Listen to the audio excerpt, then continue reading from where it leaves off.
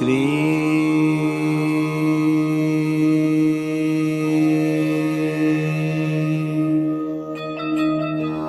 बाबा स्वामी नमो नमः।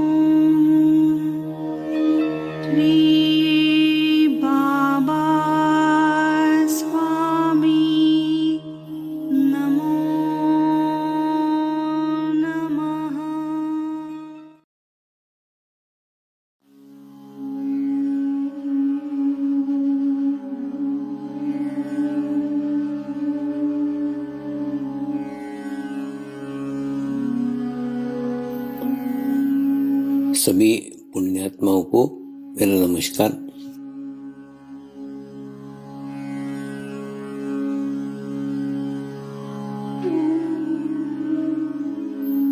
गुरुर्ब्रह्मा गुरुर्विष्णु गुरुर्देवो महेश्वरा गुरु साक्षात् परब्रह्म तस्मै श्री गुरुवे नमः।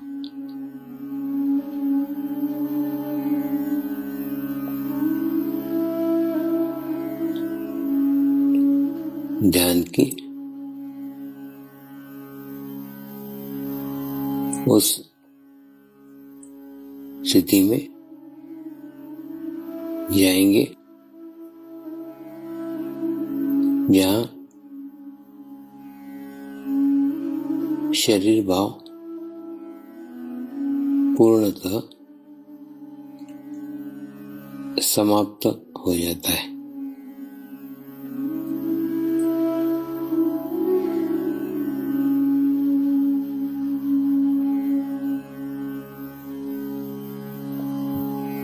अपने पूरे शरीर को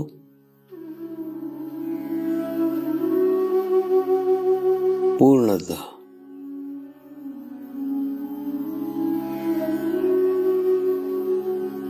शिथिल छोड़ देंगे, एकदम रिलैक्स हो जाइए।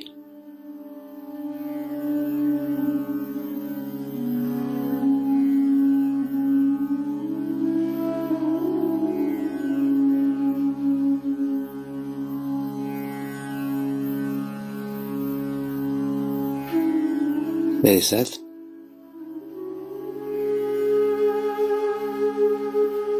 मंत्र का उच्चारण करेंगे।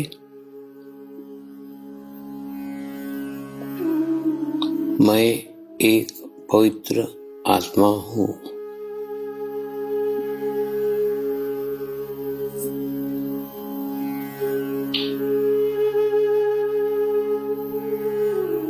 मैं एक शुद्ध आत्मा हूँ।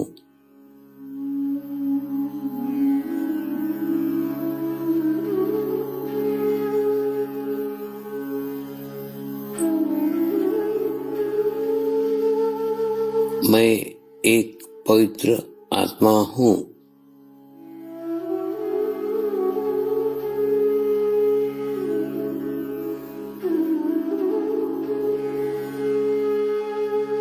मैं एक शुद्ध आत्मा हूँ।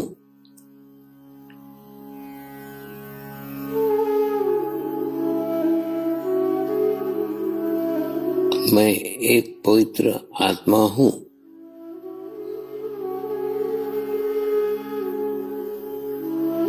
मैं एक शुद्ध आत्मा हूँ।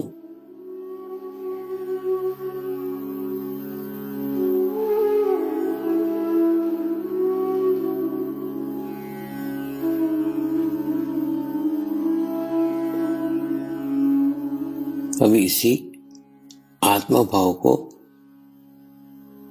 बनाए रखते हुए गुरु मंत्र का उच्चारण करेंगे।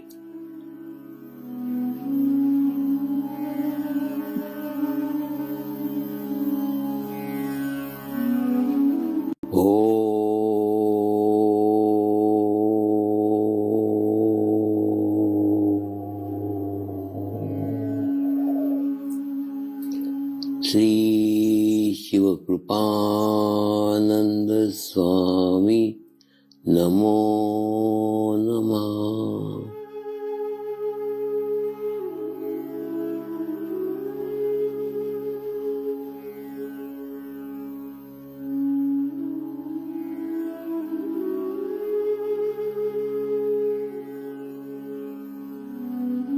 ओम श्री शिव कृपानंद स्वामी नमो नमः।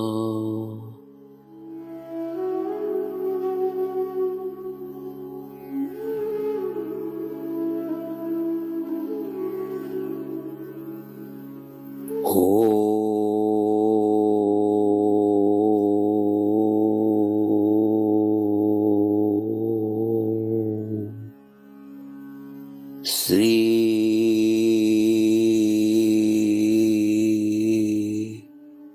शिव कृपानंद स्वामी नमो नमः।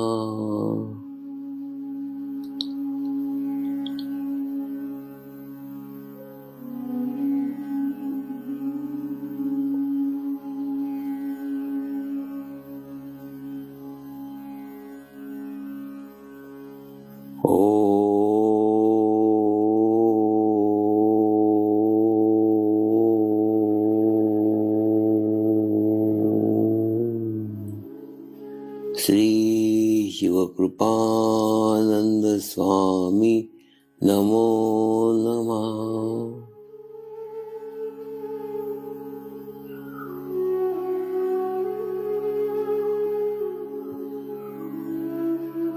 ओम श्री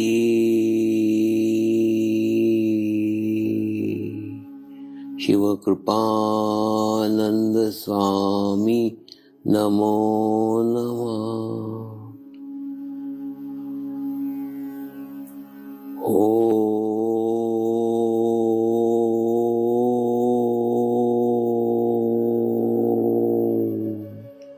श्री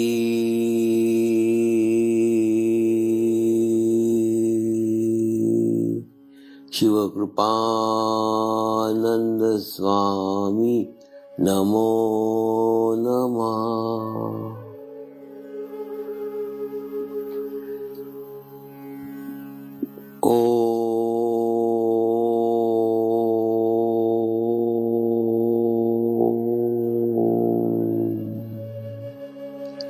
श्री शिव कृपानंद स्वामी नमो नमः।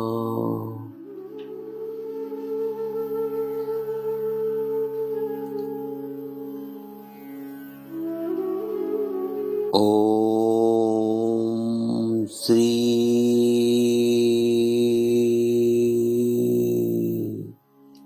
शिव कृपानंद स्वामी नमो नमः।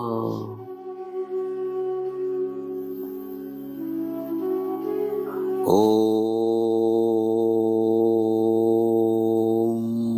श्री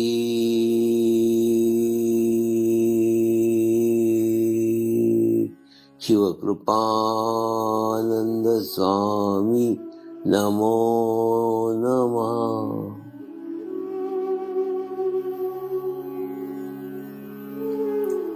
अब आप अपना चित्त सहस्त्रार पे रख के थोड़ी देर के लिए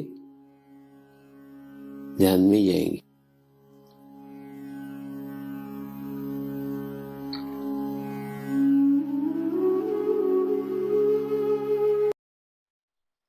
आए हुए सभी पुण्यात्माओं को मेरा नमस्कार।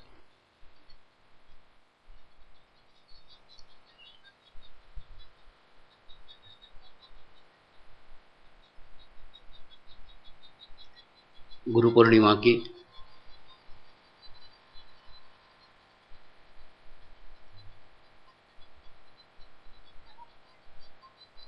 पूर्व संध्या पर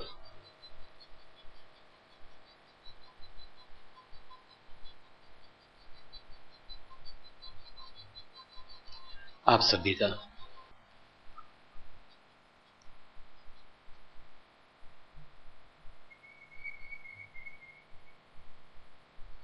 मैं हृदय से स्वागत करता हूं।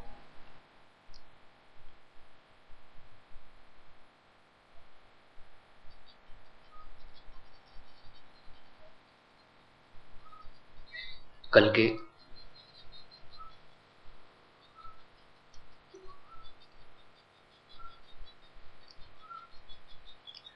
गुरु पूर्णिमा उत्सव में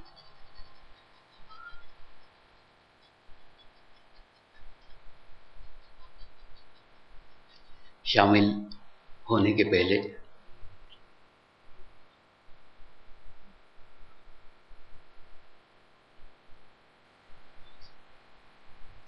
उस उत्सव की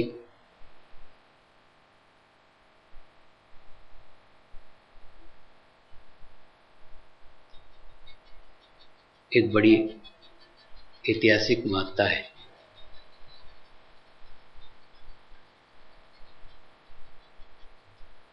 उसके बारे में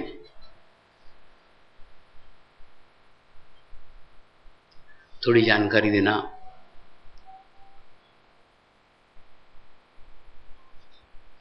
मैं अपना कर्तव्य समझता हूं।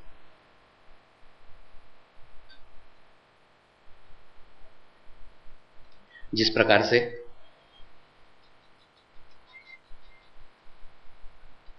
हम किसी ऐतिहासिक स्थान को देखने जाते हैं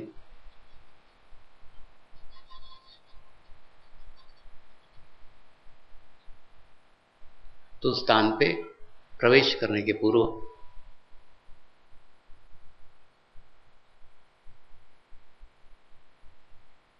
उस स्थान के बारे में प्रथम जानकारी प्राप्त करते हैं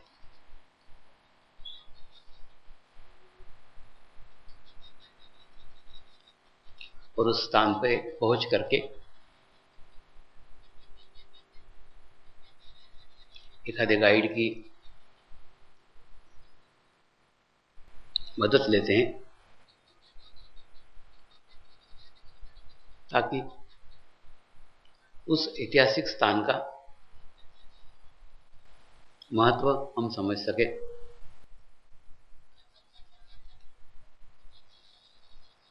उस ऐतिहासिक स्थान का इतिहास हम समझ सके,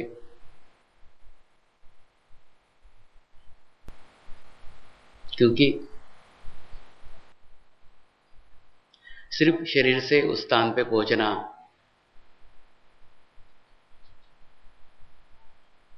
या सिर्फ शरीर से उस स्थान पे जाना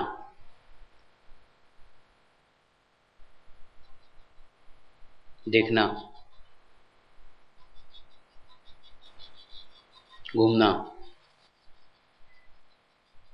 पर्याप्त नहीं है जब तक हम उस ऐतिहासिक स्थान की जानकारी प्राप्त नहीं करते, उस ऐतिहासिक स्थान के महत्व को नहीं समझते, तब तक हमारा वहां जाना कोई मायने नहीं रखता है। ठीक इसी प्रकार से कल के कार्यक्रम में शामिल होने के लिए आप सब लोग आज यहां इकट्ठा हुए हैं।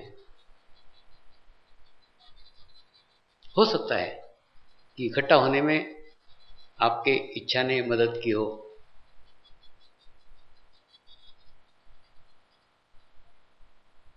कुछ गुरु कृपा ने सहायता की हो,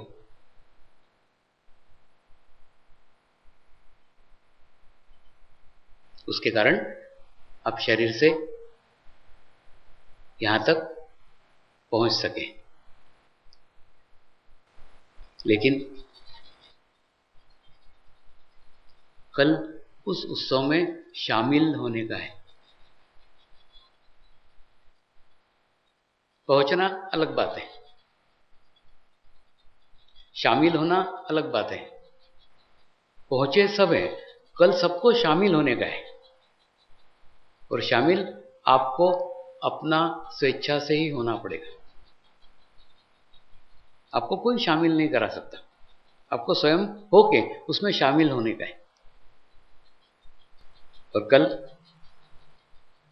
की घटना, कल का उत्सव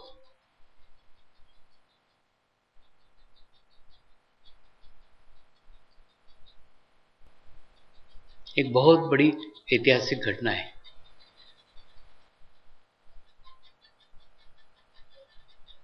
आठ 800 सालों से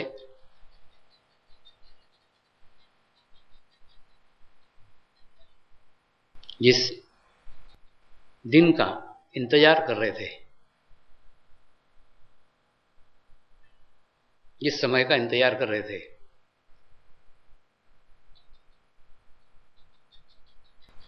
वो समय कल आ रहा है।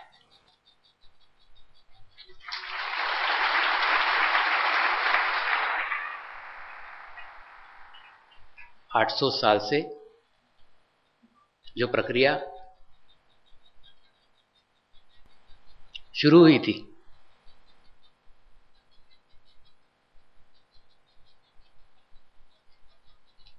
उस प्रक्रिया का सर्वोच्च साल 2007 है।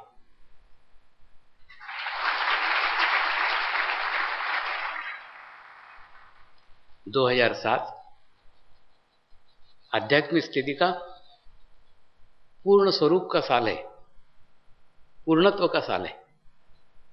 और 2007 का गुरु पूर्णिमा उसका सर्वोच्च दिन है।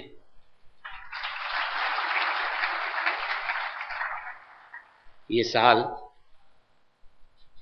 ये दिन और तीसरा ये स्थान आज से 800 साल पहले निश्चित किया गया था। इसी दिन यहीं पे गुरु पूर्णिमा होगी।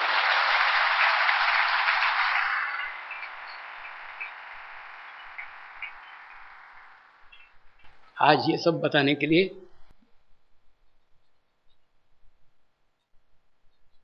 मैं आपके साथ हूं, ये सब बताने के लिए मैं आपके पास हूं।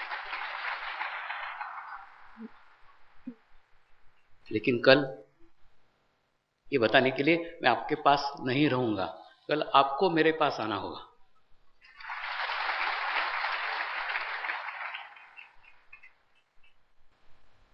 गिरनार पर्वत पे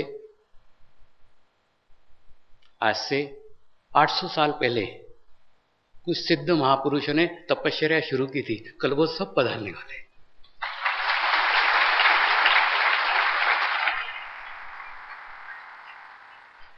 इस गुरु पूर्णिमा का निर्धारण, इस गुरु पूर्णिमा का समय उन्होंने निश्चित करके रखा था। वो इंतजार कर रहे थे कब वो समय आएगा और कब उसमें हम शामिल हो।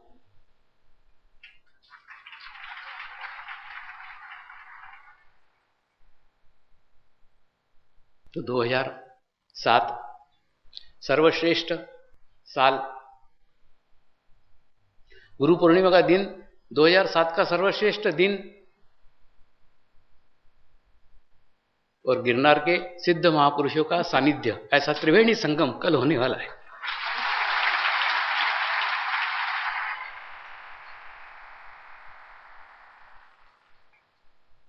इसलिए ऐसे त्रिवेणी संगम पे स्नान करने का सौभाग्य कल आपको मिलने वाला है।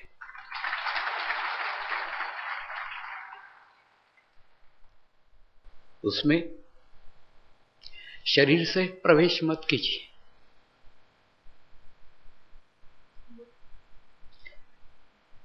आठ 800 साल कोई शरीर नहीं रहता।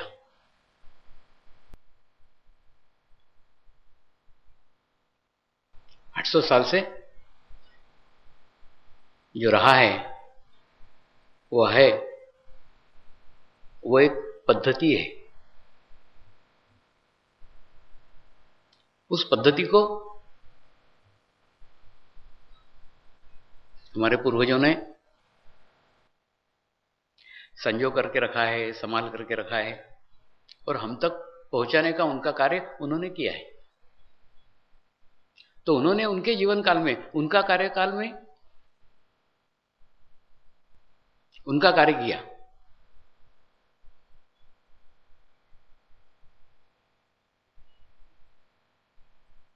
अब हमको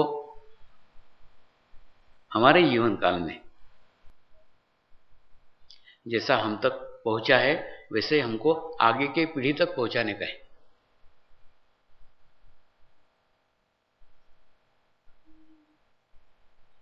इसलिए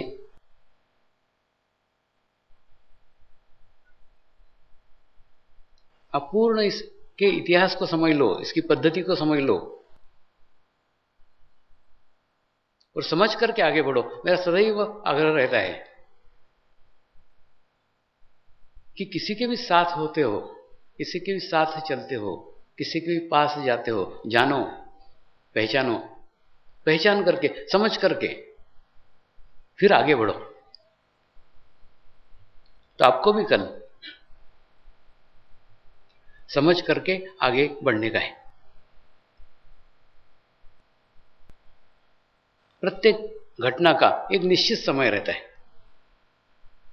और निश्चित समय इसलिए रहता है क्योंकि वो निश्चित समय पे उस घटना की निश्चित आवश्यकता रहती है।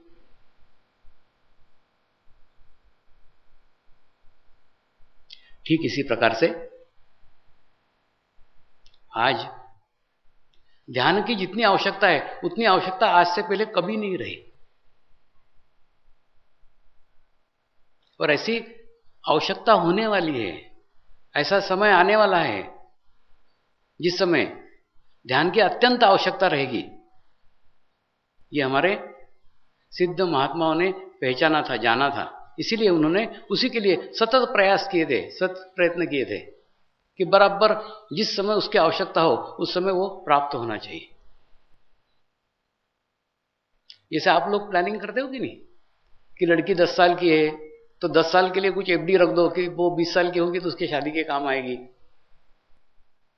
लड़का पढ़ रहा है तो 15 साल बाद वो जब कॉलेज में जाएगा तो उसके पढ़ाई के लिए पैसा लगेगा, तो उसके लिए पैसा जमा करते हो। जब तुम प्लानिंग कर सकते हो, तुम योजनाएं बना सकते हो, तो वो योजनाएं नहीं बना सकते जो सारे संसार को चला रहे हैं।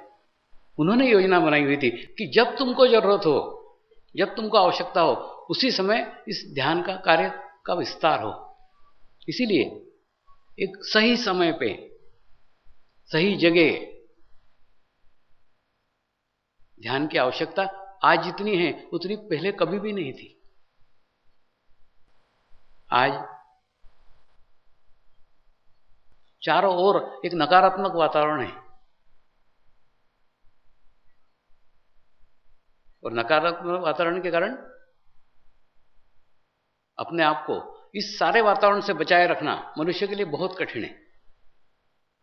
एक जगह से बचेगा, दूसरी जगह असंतुलन होगा, दूसरी जगह से बचेगा, तीसरी जगह असंतुलन होगा। तो ये सारे असंतुलन से एक संतुलित समाज की रचना करना बहुत कठिन है, और ऐसा कठिन कार्य गुरुदेव ने अपने को सौंपा हुआ है कि ऐसे सब जगह असंतुलन होने दो, लेकिन अपने आप को संतुलित रखना, अपने आप को बैलेंस रखना। विज्ञान के नए नए आविष्कारों के कारण, साइंस की नई नई प्रगतियों के कारण एक मनुष्य को गति प्राप्त हो गई है। आज के समय की पहचान है गति, बहुत तेज है, बहुत स्पीड है, सब चीज में स्पीड, गति। लेकिन गति के साथ साथ मनुष्य से दूर होता चला जा रहा है, और गति के साथ साथ नियंत्रण की भी उतनी ही आवश्यकता है। अगर समाज को बैलेंस करने का है, समाज को संतुलित करने का है, तो आवश्यकता है कि जिस रेशो में स्पीड बढ़ रही है, गति बढ़ रही है, उसी के बराबर नियंत्रण भी आना चाहिए, क्योंकि अगर समाज में सिर्फ गति गति होती रही और नियंत्रित नहीं हुआ तो बहुत बड़ी बड़ी दुर्घटनाएं हो सकती और हो रही है। एक ही कारण है, नियंत्रण खो देना। और नियंत्रण कहीं बाहर से नहीं किया जा सकता, हमें नियंत्रित कोई नहीं कर सकता, हमको नियंत्रित सिर्फ स्वयं हम ही कर सकते हैं। इसके अलावा दुनिया में हमारे पे कोई नियंत्रण नहीं कर सकता, कोई नियंत्रित नहीं कर सकता। तो अपने आप को एक नियंत्रण की आवश्यकता है। आपका नियंत्रण आपके ऊपर ही होना चाहिए। ऐसे नियंत्रित समाज की आज अत्यंत आवश्यकता है, क्योंकि चारों ओर एक नकारात्मक वातावरण, एक नकारात्मक विचार, एक नकारात्मक माहौल बड़ी गति के साथ बढ़ रहा है, बड़ी तेजी के साथ बढ़ रहा है। और जब ये गति के साथ बढ़ रहा है तो उसके बीच में अपने आप को सकारात्मक रूप में रखना अत्यंत कठिन है। इसलिए कठिन है क्योंकि नकारात्मक सोच मनुष्य का स्वभाव है। नकारात्मक सोचने के लिए कुछ प्रयत्न की आवश्यकता नहीं है, कोई प्रयास की आवश्यकता नहीं है, सामूहिकता की आवश्यकता नहीं है, कलेक्टिविटी की आवश्यकता नहीं है। लेकिन उस नकारात्मक में बह जाना आसान है, कोई भी बह सकता है, कोई भी नकारात्मक विचार कर सकता है, कोई भी बुरे विचार कर सकता है, कोई भी बुरे कार्य कर सकता है। लेकिन ऐसे सारे माहौल के अंदर, ऐसे सारे वातावरण के अंदर अपने आप को सकारात्मक करने के लिए सकारात्मक माहौल की आवश्यकता है, सकारात्मक सामूहिकता की आवश्यकता है, सकारात्मक कलेक्टिविटी की आवश्यकता है। क्योंकि बुरा कार्य, एक छोटा सा विचार आ गया तो भी बुरा कार्य घटित हो सकता है। बुरा कार्य करने के लिए खूब ज्यादा विचार करने की, सोचने की आवश्यकता नहीं रहती। लेकिन अच्छा कार्य करने के लिए, सकारात्मक कार्य करने के लिए अनेक मुसीबतें मनुष्य के फेस करना पड़ती है, मनुष्य को संघर्ष करना पड़ता है। उस अच्छे कार्य को करने के लिए प्रयास करना पड़ता है, प्रयत्न करना पड़ता है। और ये सकारात्मक कार्य, सकारात्मक विचार, सकारात्मक सोच आपको तब प्राप्त हो सकती है जब आपके साथ सकारात्मक सामूहिकता हो, सकारात्मक कलेक्टिविटी हो, सकारात्मक विचार करने वाले लोग आपके साथ में हो। तो उनके सानिध्य में रहते रहते रहते रहते रहते रहते धीरे धीरे आपके अंदर वो सोच निर्माण हो जाएगी। लेकिन उसके लिए आपको उस सामूहिकता के साथ रहने का प्रयत्न करना पड़ेगा, प्रयास करना पड़ेगा। निरंतर प्रयास करते करते, सतत प्रयास करते रहते आपके भीतर सकारात्मकता का भाव बहना शुरू हो जाएगा। समर्पण ध्यान वही सकारात्मकता का भाव है। एक सकारात्मक संतुलित समाज का निर्माण करना ये समर्पण ध्यान का उद्देश्य है। बैलेंस व्यक्ति, संतुलित व्यक्ति, सकारात्मक व्यक्ति। लेकिन उसके लिए सामूहिकता की आवश्यकता है, उसके लिए कलेक्टिविटी की आवश्यकता है।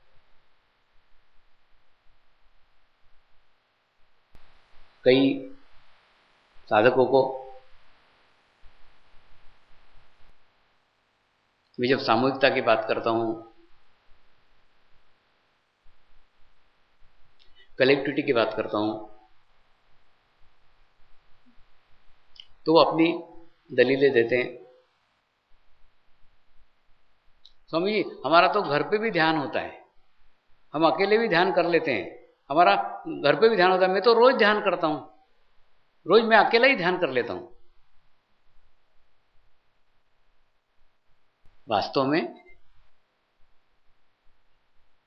ये अकेले का ध्यान एक दिन आपको अकेला कर देगा। धीरे धीरे होता है, ये भी प्रोसेस बहुत धीरे धीरे होती है। आप धीरे धीरे सेंटर से दूर होते हैं, अकेले होते हैं, फिर अकेले ध्यान करने लग जाते हैं, फिर धीरे धीरे धीरे सेंटर से भी छूट जाते हैं और ध्यान से भी छूट जाते हैं।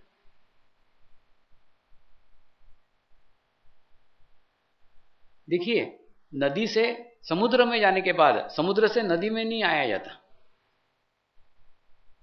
तो सामूहिकता में जब हम जाते हैं, जब हम कलेक्टिविटी के अंदर जाते हैं, तब ध्यान करना यानी अपने आप को सामूहिकता में मर्ज करना,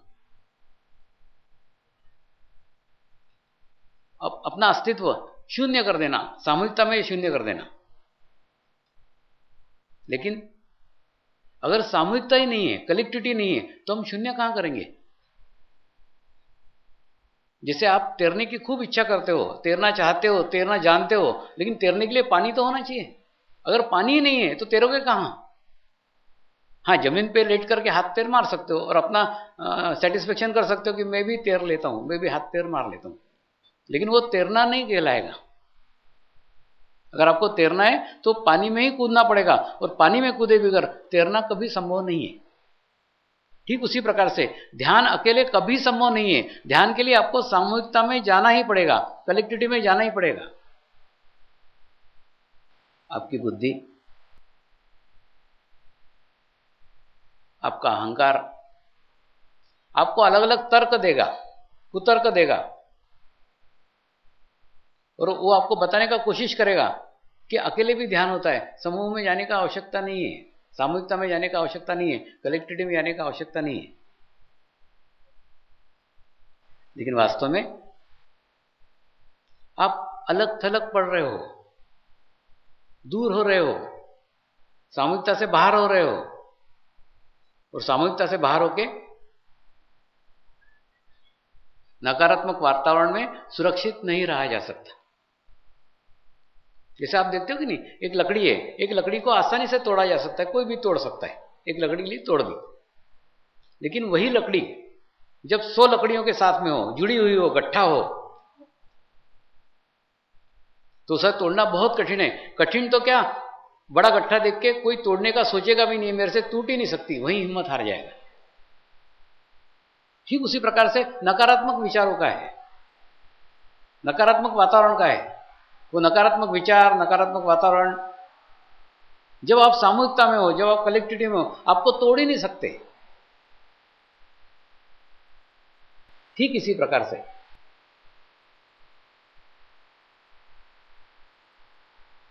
जब आप सामूहिकता में रहते हो,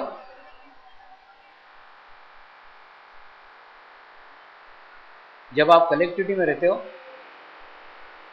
तो आपको एक सामूहिकता का कवच प्राप्त होता है, सामूहिकता का सुरक्षा कवच आपको प्राप्त होता है। और वो कवच प्राप्त होने के बाद उस सामूहिकता के कवच में आप सुरक्षित महसूस करते हो और सुरक्षित रहते हो। और आज जो दुनिया में वातावरण हो रहा है, ऐसे वातावरण में अपने आप को सुरक्षित रखना दिन पे दिन कठिन होता जा रहा है। देखिए, कोई भी घटना होती है तो वो कुछ स्थान के लिए, कुछ जगह के लिए, कुछ लोगों के लिए प्रभाव डाल सकती है, लेकिन उस स्थान पे कुछ ऐसे लोग विद्यमान हो जो लाखों लोगों के साथ जुड़े हुए हो, लाखों लोगों की सामूहिकता उनके साथ में, लाखों लोगों की कलेक्टिविटी उनके साथ में, तो न तो वो खुद सुरक्षित रहेंगे, बल्कि वो दूसरे को भी सुरक्षा प्रदान करेंगे जो उनके आसपास है।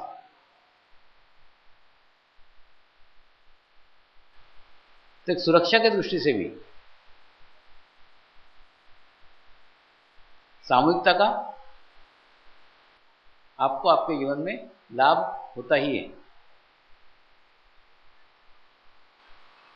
लेकिन इसके अंदर अपने आप को खोना पड़ता है, अपने अस्तित्व को खोना पड़ता है। सामूहिकता में जाना यानी बहुत बड़े भीड़ के अंदर आप जाके बैठ जाना,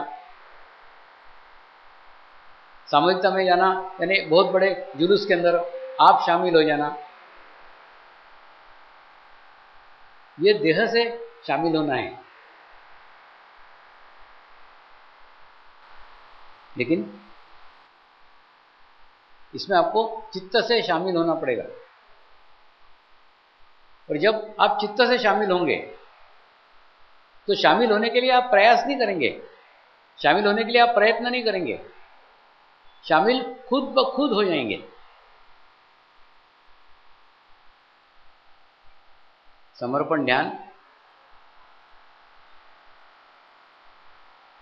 मैं से लेके वो तक की यात्रा है। एक बार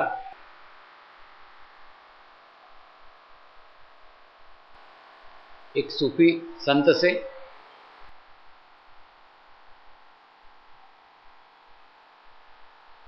मुलाकात हुई।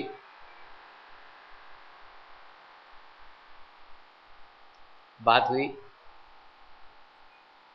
तो उनको मैंने पूछा कि आप जब प्रभु की प्रार्थना करते हो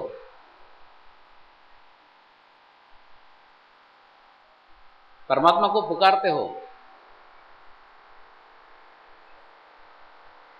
तब एक शब्द का उच्चारण आपकी प्रार्थना में सदैव होते रहता है।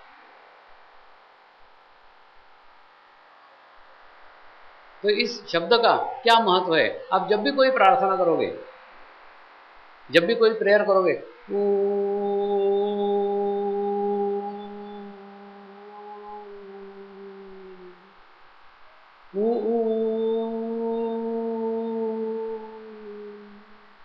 हर दफे इस टाइप का उच्चारण उनके प्रत्येक गीत में होता था।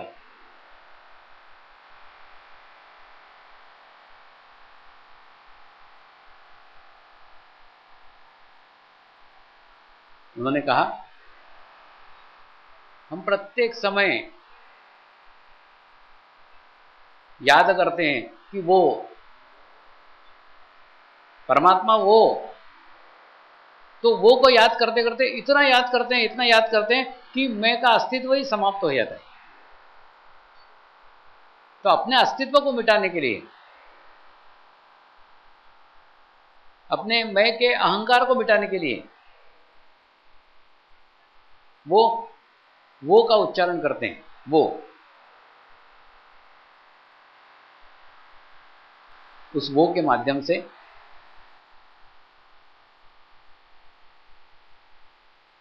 वो परमेश्वर में लीन हो जाते हैं, परमात्मा में लीन हो जाते हैं और अपना समय का संपूर्ण अस्तित्व समाप्त कर देते हैं।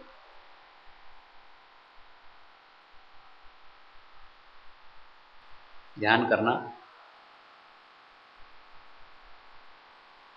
मेडिटेशंस करना,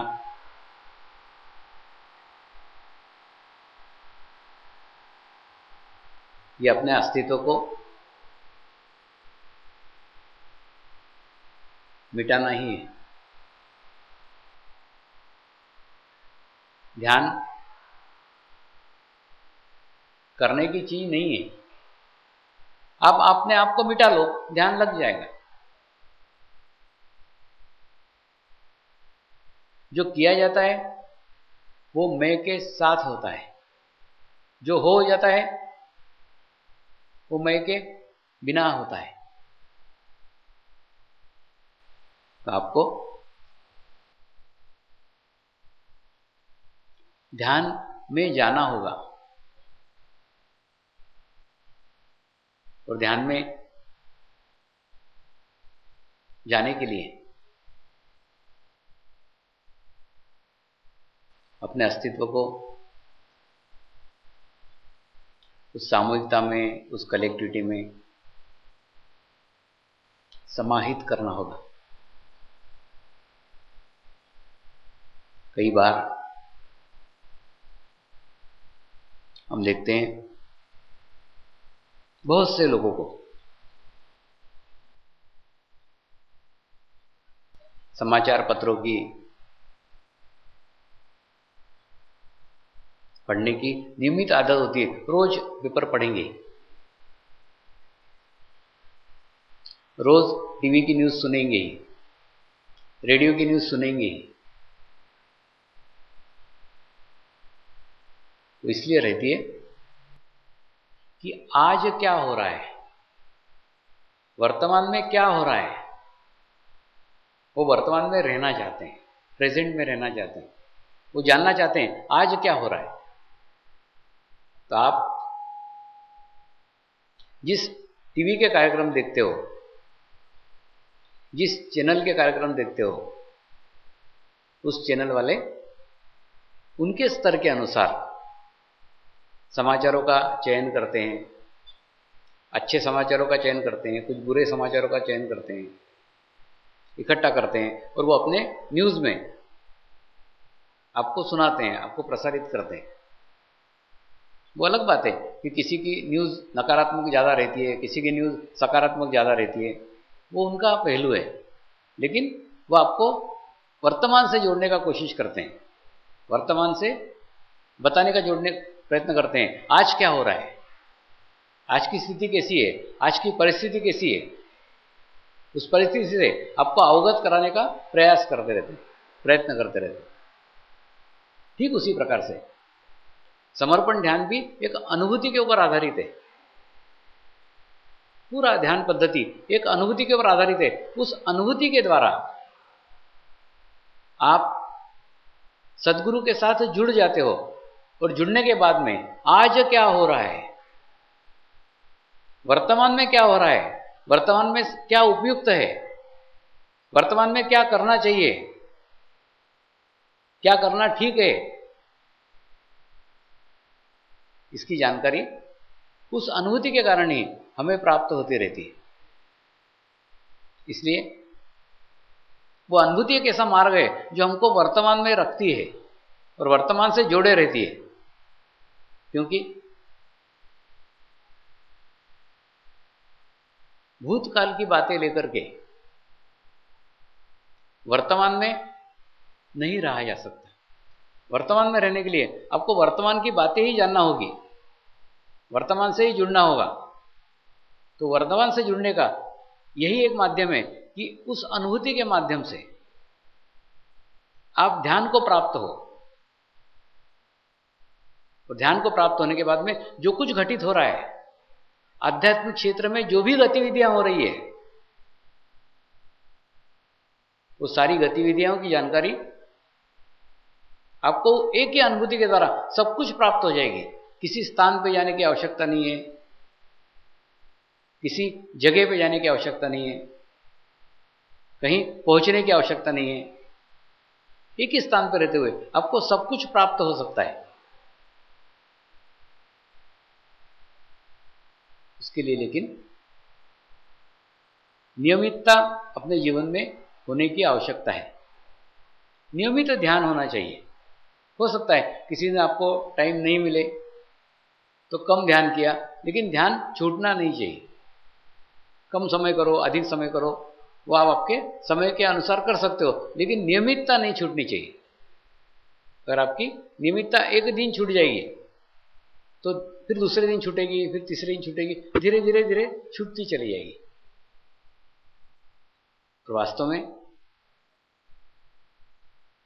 नियमित ध्यान करने से आपको जो परिणाम मिलते हैं, वो परिणाम आप खुद अपने अनुभव करके देख सकते हैं।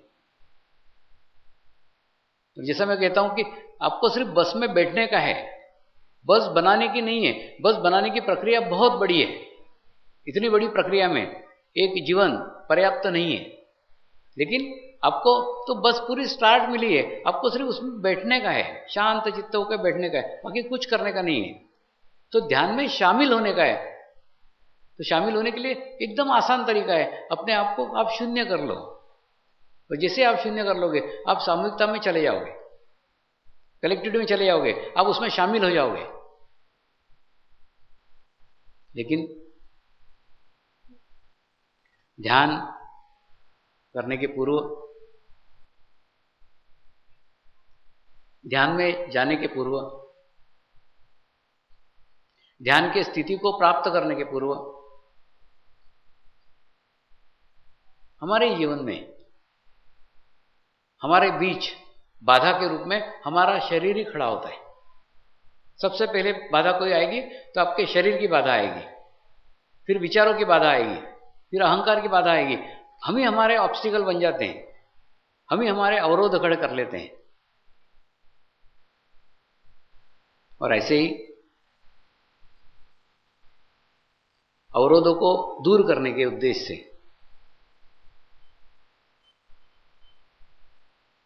आश्रम की व्यवस्था की गई है।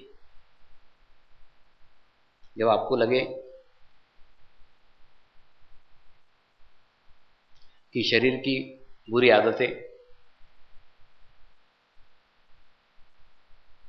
शरीर के कुसंस्कार मेरे ऊपर हावी हो रहे हैं, और उस हावी होने के कारण मैं ध्यान नहीं कर पा रहा हूं, ये मेरे से ध्यान नहीं हो रहा है, तो अपनी शरीर पे नियंत्रण करने के लिए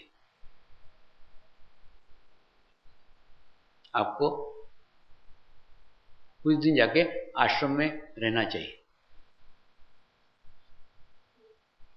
तो वहां के वातावरण में, वहां के खान पान में, वहां के रहन सहन में, आपके घर में जैसा मन माफी के वैसा नहीं रहेगा। आपको ढालना पड़ेगा, आपके शरीर को उसके अनुसार ढालना पड़ेगा। वहां का खाना, वहां का रहना, उठना बैठना, सब वहां के तरीकों में अपने आप को ढालना पड़ेगा। तो ढालते ढालते ढालते आपका शरीर के ऊपर नियंत्रण हो जाएगा। लेकिन उस आश्रम के स्थान पे भी जाकर आप आपका शरीर का अस्तित्व बचा के रखो, शरीर का प्रभाव बचा करके रखो, शरीर की आदतें बचा करके रखो, तो फिर उस आश्रम में जाने का उद्देश्य ही समाप्त हो जाता है। आपको वहां ढालने का है। अब आपके घर में तो राजा हो, अब आपके मन माफी करते ही हो, लेकिन किसी नियम के तहत, किसी अनुशासन के तहत अपने शरीर को ढालना, यह हमारा उद्देश्य है। उस उद्देश्य से हम आश्रम में आए हैं।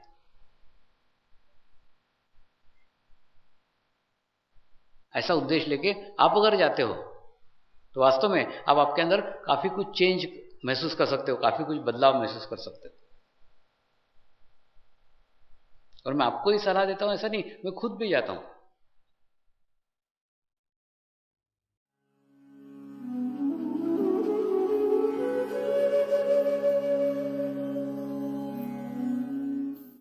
अब हम प्रार्थना करेंगे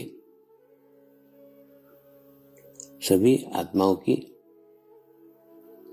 आत्म उन्नति हो, आध्यात्मिक प्रगति हो, यही हमारी प्रभु से प्रार्थना है। नमस्कार। जय आत्मेश्वर।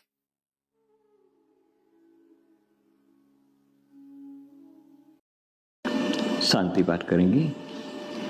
ओम द्योः शांति शान्ति अन्तरिक्षगं शान्तिः पृथिवी शान्ति रापः शान्तिरौषधयः